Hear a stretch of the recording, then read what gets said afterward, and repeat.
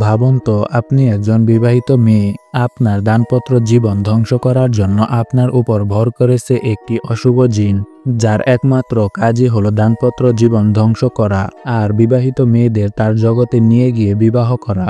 আজকে আমরা ব্যাখ্যা করব এমনই এক সত্য ঘটনার উপর ভিত্তি করে বানানো মুভির কাহিনী। তো বন্ধুরা, পুরো ভিডিওটা দেখার জন্য অনুরোধ রইল। সিনেমার শুরু হয় ইচাকে দিয়ে, যে নিজের গল্প বলছিল। সে জানায় প্রতি রাতেই সে একই রকম স্বপ্ন দেখে। সে এক বিশাল বাড়ির ভিতরে থাকে আর সেখানে একটি খুবই হ্যান্ডসাম মানুষ দেখা যায়, যে প্রতিদিন তার আরো কাছে চলে আসে। আজও ইচা যখন সেই স্বপ্ন দেখেছিল তখন আমরা দেখি বাস্তবেও তার পাশে একটা ডেমন দাঁড়িয়ে আছে। এ থেকে বোঝা যাচ্ছিল যে ইচার উপর কোনো এক ডেমনের দখল আছে।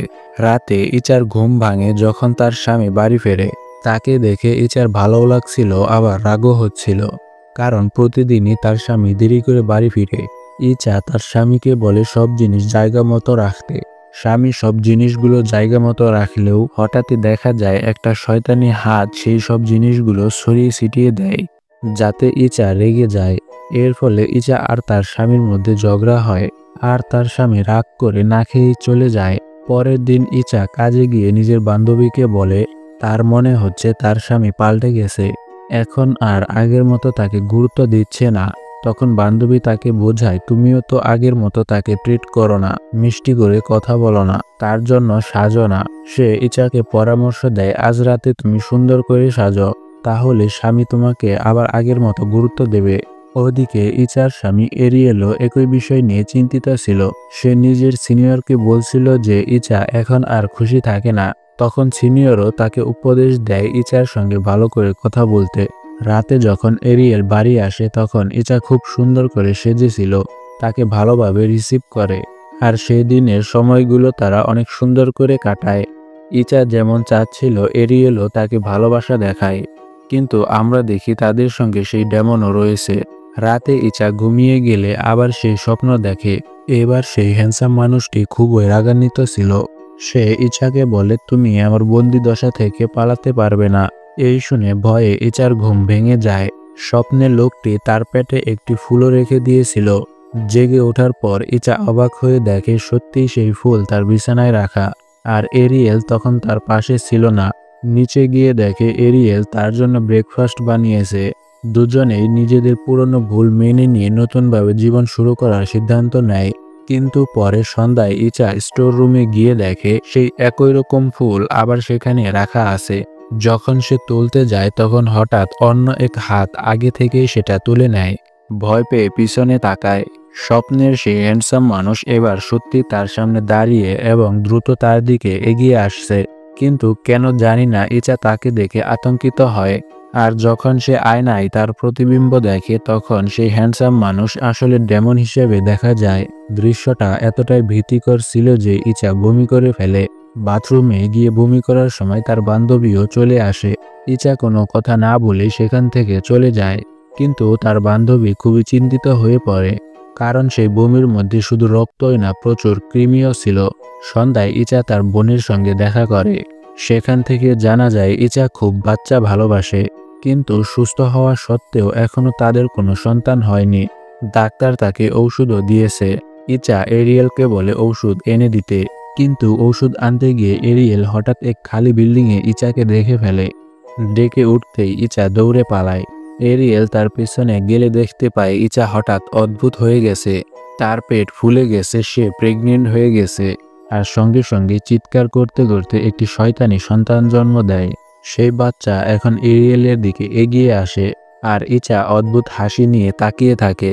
এরিয়েল বাচ্চাটার হাত থেকে বাঁচতে দৌড়ে পালায় এবং তার সিনিয়রের সঙ্গে ধাক্কা খায়।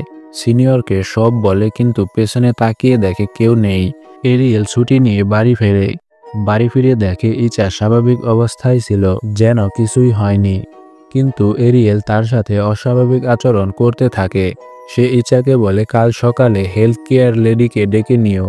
রাতে সে ঘুমিয়ে বারবার সেই ভয়ঙ্কর দৃশ্যগুলো দেখতে থাকে। সকালে যখন সেই হেলথ কেয়ার লেডি আসে ইচাকে মেসেজ করার সময়, সে এরিয়েলকে জানায় ইচা 3 মাসের প্রেগনেন্ট।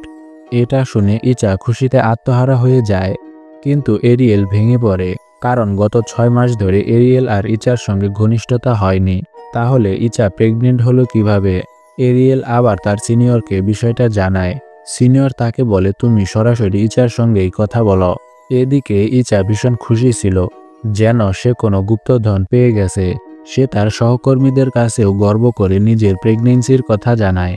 কিন্তু তার বান্ধবী খুশি হয়নি, বরং চিন্তিত হয়। কারণ সে আগের দিন ইচার বমিতে কৃমি আর রক্ত দেখেছিল, যা মোটেও ভালো লক্ষণ নয়। কিন্তু ইচা এত খুশি ছিল যে বান্ধবীর কথা একদমই গুরুত্ব দেয় না। তারপর দেখা যায় পার্কিংয়ে এরিয়েল একটা গাড়ি থেকে কোনো এক শিশুর কান্নার শব্দ শুনতে পায়। সে টর্চ নিয়ে গিয়ে গাড়িটা চেক করে ভেতরে একটি শয়তানি শিশু দেখতে পায়। এটা দেখে সে ভয়ে দৌড়ে পালায়। আর তখনই আমরা দেখতে পাই পেছনে ডেমন শিশুটিকে হাতে তুলে নিয়েছে। বাড়ি ফিরে এরিয়েল ইচার ফোন চেক করে, কারণ তার উপর সন্দেহ জন্মাচ্ছিল। ফোনে সে দেখতে পায় এক ছেলের সঙ্গে চ্যাট। যখন সে ইচাকে এই নিয়ে জিজ্ঞাসা করে, তখন ইচা বোঝায় ওটা তার শৈশবের বন্ধু, যার সঙ্গে শুধু ঝগড়ার পর কথা হচ্ছিল, এর বেশি কিছু নয়। এখন ইচা বুঝতে পারে কেন এরিয়েল তার উপর সন্দেহ করেছে। তাই রাগ করে সে বলে, কাল আমরা ল্যাবে যাব, টেস্ট করব, আর আমি প্রমাণ করব যে এটা তোমারই বাচ্চা। পরদিন সকালে তারা হাসপাতালে যায়। ডাক্তার ইচাকে পরীক্ষা করে জানায় সে আসলে প্রেগনেন্ট নয়। তখন তারা অবাক হয়ে বলে, তাহলে এতদিন যা দেখাচ্ছিল সেটা আসলে কি? ডাক্তার ব্যাখ্যা করে, যখন কোনো মেয়ের মনে মা হওয়ার ইচ্ছা খুব প্রবল হয়, তখন শরীরে এমন পরিবর্তন আসতে পারে যে সে ভুল করে ভাবে সে গর্ভবতী। হেলথ কেয়ার লেডিও কেবল শরীরের আকৃতি দেখেই ভেবেছিল ইচা প্রেগনেন্ট, কিন্তু আসলে কিছুই হয়নি। এই কথা শুনে ইচা আরো ভেঙে পড়ে। আর এরিয়েলও কষ্ট পায় যে সে অযথা ইচার উপর সন্দেহ করেছিল। ইচা খুব দুঃখভরা মন নিয়ে সব কথা তার বান্ধবীকে জানায়। বান্ধবী বলে, তোমার সঙ্গে যা হচ্ছে সেটা স্বাভাবিক নয়। তাই সে ইচাকে নিয়ে যায় তার শিক্ষক জানি সাহেবের কাছে। জানি সাহেব ইচাকে দেখেই বুঝতে পারে তার পেছনে এক ডেমন রয়েছে। তিনি বলেন, এমন কিছু জিন আছে যাদের কাজই হলো মানুষের দাম্পত্য জীবন নষ্ট করা। তিনি ইচাকে জিজ্ঞেস করেন কোনো স্বপ্ন বা বিভ্রাম দেখেছে কিনা। ইচা তার স্বপ্নের কথা বলে। তখন জানি সাহেব জানান তার পেছনে এমন এক জিনের ছায়া আছে যে মানুষের সংসার ভাঙে। ইচা তখন তার গর্ভধারণের কথাও বলেন। জানি সাহেব স্পষ্ট বলেন, তুমি প্রেগনেন্ট নও। এটা শুনে ইচা রেগে যান। ইচার অবস্থা খুব খারাপ হওয়ায় তার বান্ধবী তার সঙ্গে থেকে যায় যতক্ষণ না সে ঘুমিয়ে পড়ে। তারপর তার বান্ধবী বাড়ি ফেরার পথে রাস্তার ধারে এক বিড়ালের বাচ্চাকে দেখতে পায়। তখন সেটাকে সরিয়ে রাখে যাতে গাড়ি চাপা না দেয়। হঠাৎ তার অদ্ভুত অনুভূতি হয়। পেছনে তাকাতেই দেখে ওই একই জিন দাঁড়িয়ে আছে, যে জিনের থেকে বাঁচানোর জন্য সে ইচাকে জানি সাহেবের কাছে নিয়ে গিয়েছিল। জিন এবার ভীষণ রেগে যায় এবং বান্ধবীর উপর আক্রমণ করে তাকে হত্যা করে। এই ঘটনাটা ইচা স্বপ্নেও দেখে ফেলে এবং ভয় পেয়ে জেগে ওঠে। জেগে উঠে সে বাইরে থেকে শব্দ শুনতে পায়। বেরিয়ে এসে দেখে তার বান্ধবী সত্যি মৃত অবস্থায় পড়ে আছে, একেবারে যেমনটা সে স্বপ্নে দেখেছিল।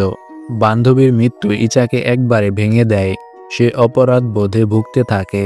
সে ভাবতে থাকে তার জন্যই তার বান্ধবীর মৃত্যু হয়েছে। এরিয়েল বাড়ি ফিরে ইচাকে ভয়ানকভাবে কাঁদতে দেখে। সব কথা শোনার পর এরিয়েলও খুব কষ্ট পায়। হঠাৎই কান্নার মধ্যেই ইচার পেট ফুলে যায়, যেন সে প্রেগনেন্ট। এটা দেখে তারা আরো আতঙ্কিত হয়।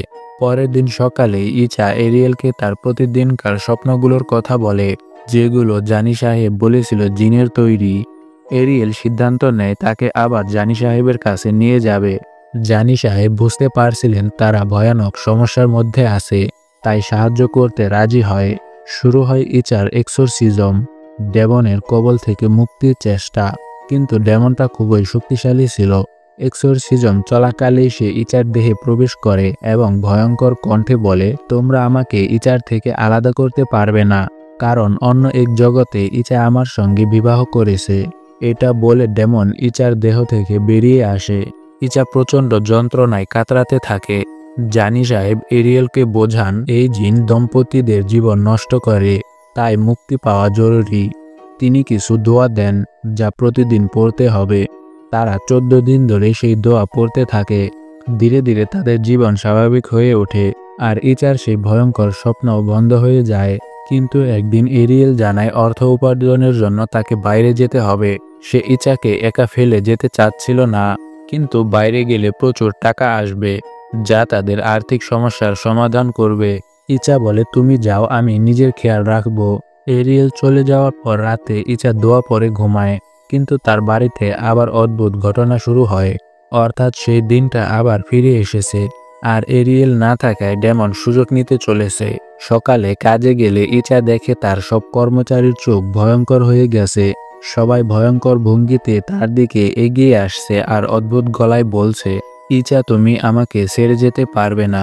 এসব দেখে ইচা ভীষণ আতঙ্কিত হয় এবং রাতে তার বোনকে বাড়িতে ডেকে আনে। সব কথা এরিয়েলকেও ফোনে জানায়।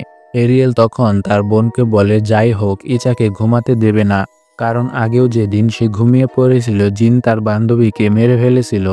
এবার যদি ইচা ঘুমিয়ে যায়, জিন তোমাদের উপরও আক্রমণ করবে। বোন ইচাকে জাগিয়ে রাখার চেষ্টা করে, কিন্তু কথোপকথনের মধ্যেই ইচা গভীর ঘুমে চলে যায়। বোন অনেক চেষ্টা করেও তাকে জাগাতে পারে না। ঠিক তখনই জিন বোনের উপর আক্রমণ করে। প্রথমে তার কাঁধে ধরে, তারপর তাকে তুলে মেঝেতে ছুঁড়ে ফেলে দেয়। ভয়ে বোন ঘর থেকে বেরোতে চাইলে অদৃশ্য শক্তি তাকে তুলে দেয়ালে আছড়ে মারে। সেখানে সে অজ্ঞান হয়ে যায়। অল্প সময় পরেই ইচার ঘুম ভেঙে যায়। তার পেট আবার ফুলে গেছে। প্রবল যন্ত্রণায় সে ছটফট করছে। রাগে পাগল হয়ে সে একটা হ্যাঙ্গার দিয়ে নিজের ভেতরে থাকা শিশুটিকে বের করার চেষ্টা করে, কিন্তু সে ব্যর্থ হয়। এদিকে এরিয়েল এসে পৌঁছায়। সে ইচার বোনকে জ্ঞান ফেরায়। তারপর দুজনকে নিয়ে দ্রুত জানি সাহেবের কাছে যায়। সেখানে আরও অনেকেই উপস্থিত হয়। এবার আবার শুরু হয় ইচার এক্সোরসিজম। সবাই দোয়া পড়ছিল। আর সেই সময় ইচার স্বপ্নে আমরা অন্য এক জগৎ দেখতে পাই, জিনদের জগৎ। সেখান থেকেও সে দোয়ার শব্দ শুনতে পায়। সে দোয়ার সঙ্গে চলে যেতে চাইছিল, কিন্তু তখনই সেই জিন এসে তাকে বলে, তুমি আমার জগৎ থেকে যেতে পারবে না।